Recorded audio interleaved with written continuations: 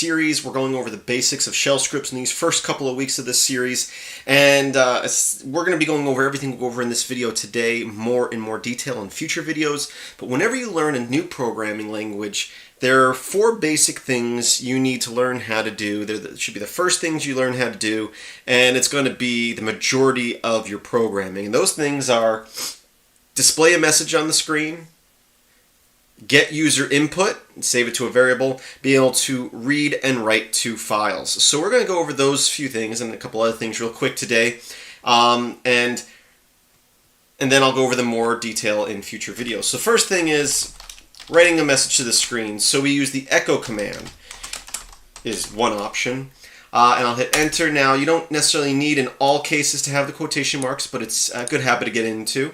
So echo and then whatever you want to display back. And again, doing this right here in the shell seems kind of silly, like why would you do that? But putting that into a script, it makes more sense, which we will do in a moment. Next will be the read command. The read command will get user input. So I can say read X, and I can hit enter here. It's going to wait for the user to type something, and so I'll just type in Bob. And when I hit enter, it has now put the string Bob into the variable X. So now I can say echo. And in shell scripts, $ indicates a variable. So here we're saying not to echo this literally, but to echo out this variable of X, which now equals Bob. Now you can use read in cooperation with echo, or you should be able to use -P to display a message first. So I can say pick a number. I'll hit enter, it says pick a number, I can press 8, and then when I press enter, the variable X now equals 8. So I can echo out that variable. So we've learned how to display stuff to the screen, displayed stuff to the screen, read user input, and even how to read user input with a prompting message. Next, we want to be able to read from a file. I already have a file here called names.txt. And you can see all I have to do is say cat, and that's short for concatenate, and basically you can display one or more files using this command, and this is the contents of this text file. If I want to add a name to that file, I would say echo John. Now, if I did one greater than symbol and then the name of the file, names, it will overwrite that file and replace the entire contents with just the word John. But I want to append to the bottom of it, so I'm going to use 2 of the greater than symbols, and that means put John into this file, or wherever the output of this command, it doesn't just have to be the echo command, the output of whatever command this is, take the standard output, because there's also an error output, we'll go over that in future videos as well, but take the standard output and append it. So 2 greater than symbols means append to the end of this file. So I hit enter there. Now I can say cat names.txt, and you can see it has now added John to the end of that list. Another command is clear, and there's other ways to do that, but as far as scripting, you use the word clear. Now I'm going to use a text editor to have a look at a script that I've written.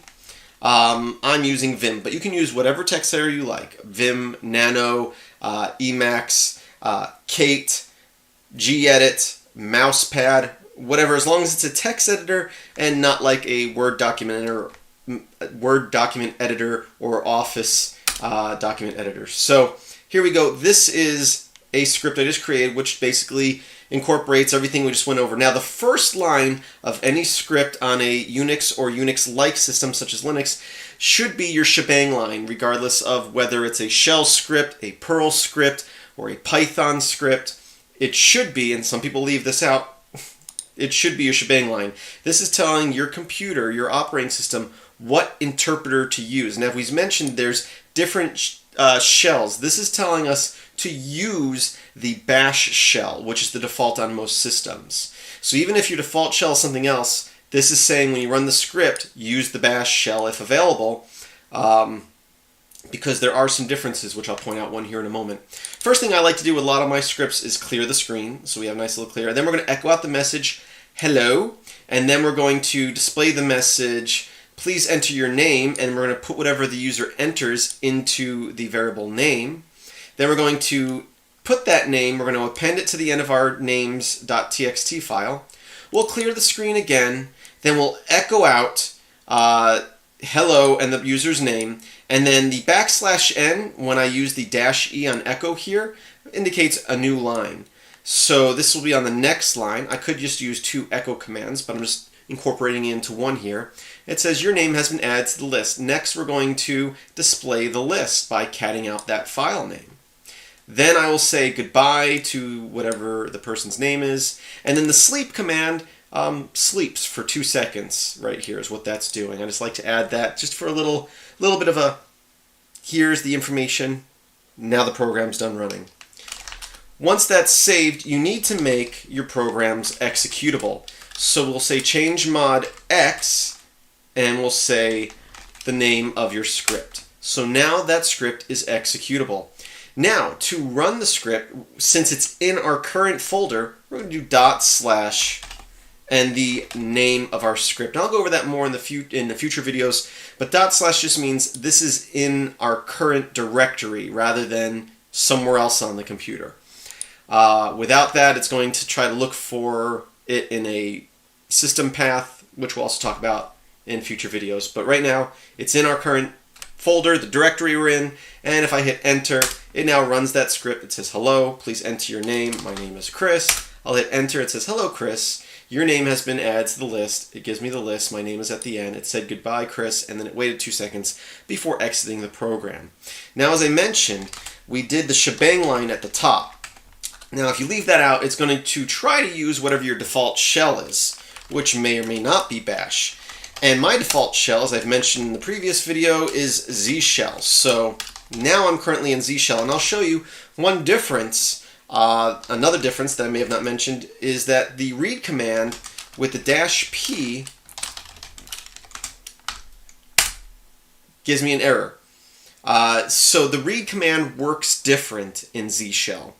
So although I use Z shell as my default shell on my system, most of the scripts I write using bash because that's the most common used shell out there for desktop systems on Linux and Mac OS. I'm not sure what the default shell on something like one of the BSD operating systems is or some other operating systems, but bash is most common when it comes to Linux, and it's the default shell on Mac OS.